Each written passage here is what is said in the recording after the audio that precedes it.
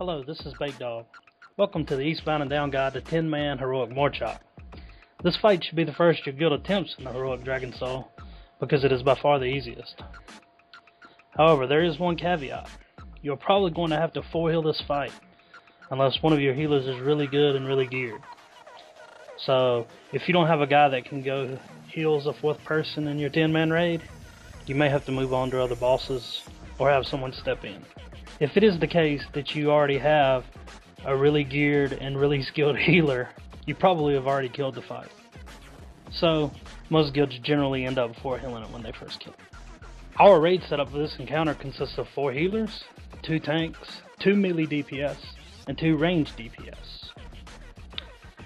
At the start of the fight, for roughly the first 20 seconds, your DPS needs to go all out and blow their cooldowns in order to do a lot of damage, because this is really one of the only parts of the fight where you can just do free constant DPS without moving around or having to use defensive abilities or worry about your health or getting out of a debuff or something like that.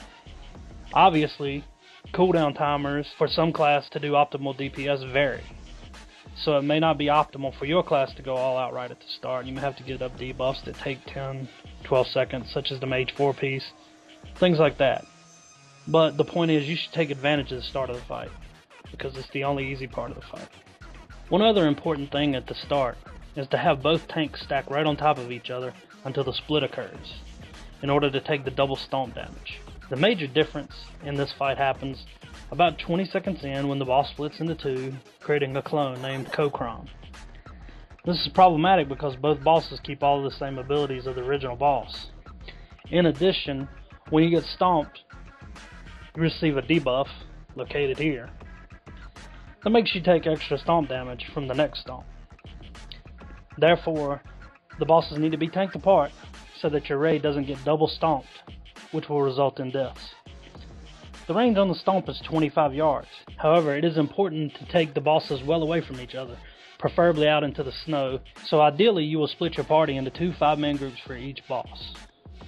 Each group will go to their own side, creating 2 separate encounters.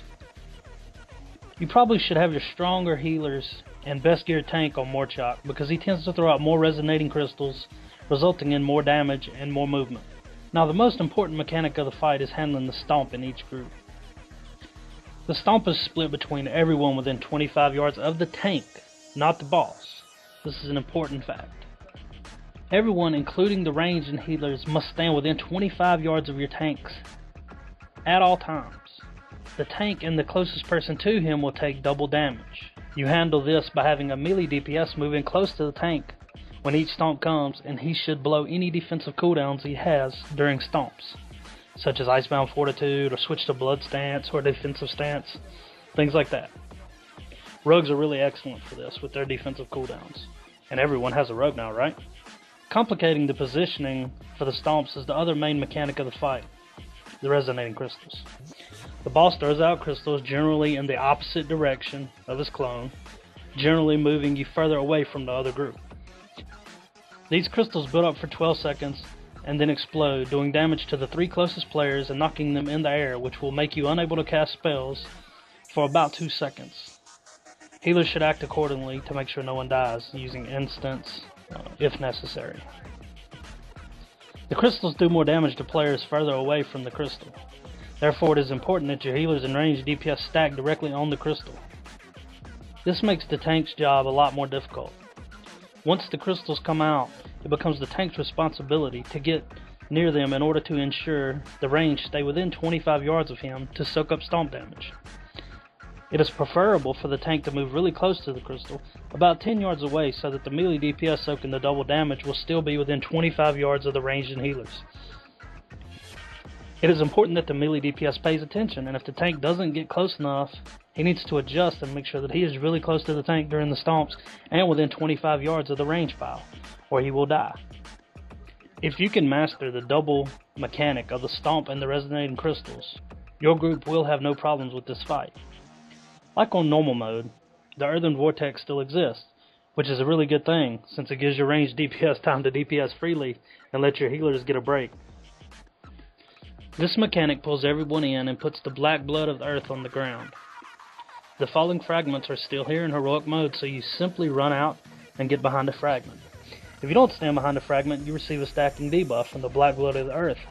Your group should move back towards the middle where the fight started when the black blood comes out, so you don't get pushed way out to the sides where you can pick up other trash or aggro.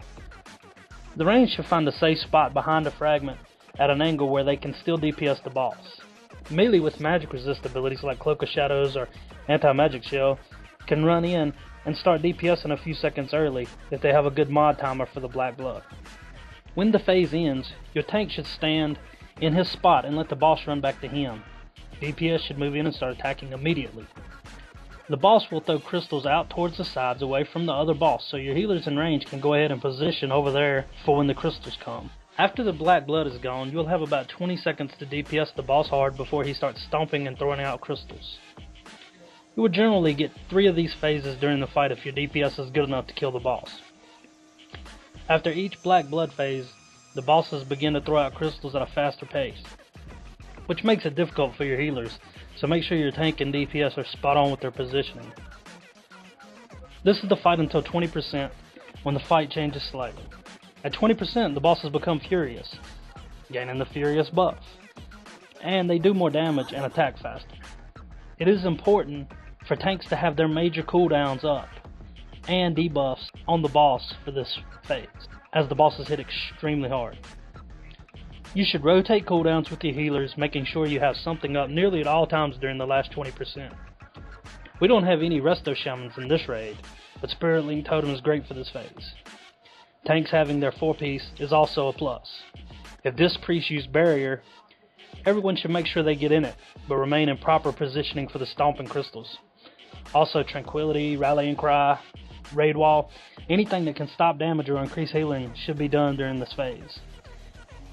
DPS with their own defensive cooldowns should use them as well. This is also the time to pop Heroism for groups that have it. The bosses share health until the last 5%, at which point the bosses gain their own individual health pools. Therefore, I would have my major DPS on Morchok so that he dies faster, because he's the guy that drops the loot, and hey, that's what we're there for, right?